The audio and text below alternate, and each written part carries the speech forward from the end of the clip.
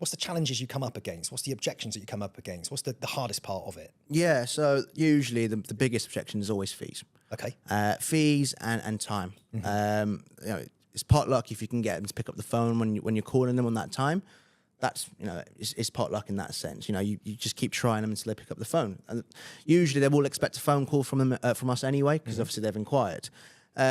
Fees, how can we help, jurisdictions that we operate in, who's the advisor that we're talking to. These are the most of the main objectives that you get. Yep.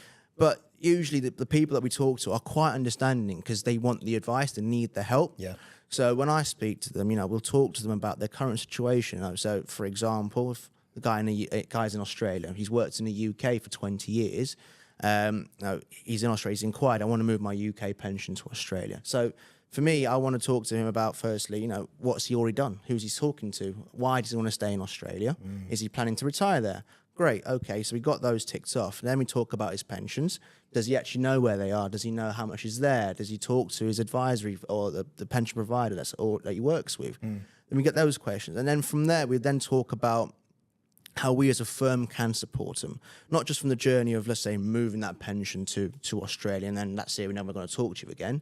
No, we'll support you in the sense of actually, once you've moved your pension in there, actually, have you got a plan for retirement? Have you got, where are you looking to retire? What age are you looking to retire? Are these funds that you're moving across to Australia going to support you for retirement when you do look to retire? And then we then talk about the advisor, which advisor you'll be speaking to. And the key thing is obviously the advisors that we have, they're international advisors, they're jurisdictions, they work in multiple different jurisdictions and are qualified in multiple different jurisdictions as well. So it's really easy for me to know, this guy's a UK pension, works in Australia. So he needs to speak to someone who's qualified in Australia and qualified to give UK advice. So that gives them a lot more comfort as well when you talk about the guys that they're talking to or the advisor that they're talking to. It's actually qualified and both done the hard work, put the effort in himself to make sure he's regulated, and that's the peace of mind. And that's when the person goes, actually fine, yeah, let's book a meeting in. Perfect. I love that. Leads aren't just because they're a warm lead, just because they're a hot lead, right? It could be placed into the lap of somebody that doesn't have the skill set to be able to convert that. To be able to engage with that person, to see that the service that we're offering is going to give them peace of mind and add value to their life. That's hopefully it, yeah. Look after their overall well-being. You're starting to understand the journey. You're starting to understand the consumer, the end person, and what's going through their mind, because a lot of them just don't want to engage because they haven't got the time. Yeah. And maybe they just don't have the confidence to talk about their finances. It's a tricky subject to talk about. No, not everyone is open to talk about how much money they have. And that's the one thing you have to do in this role. You have to build that rapport. You got to get someone comfortable to talk about that over the phone as well.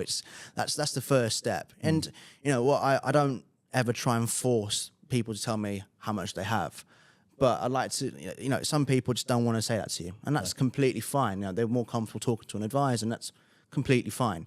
But the whole idea is getting to sit down and still be comfortable, talk to the advisor afterwards. That's part of the role. You're building that relationship with them even before they sit with an advisor, even before they become a client. Yeah. And that's the key part of the role, really, I think. Okay, fantastic. Is it just phone-based, Teams-based, or are you also using social media, LinkedIn, anything like that? What sort of tools are you using? Yeah, so I use my LinkedIn quite a bit.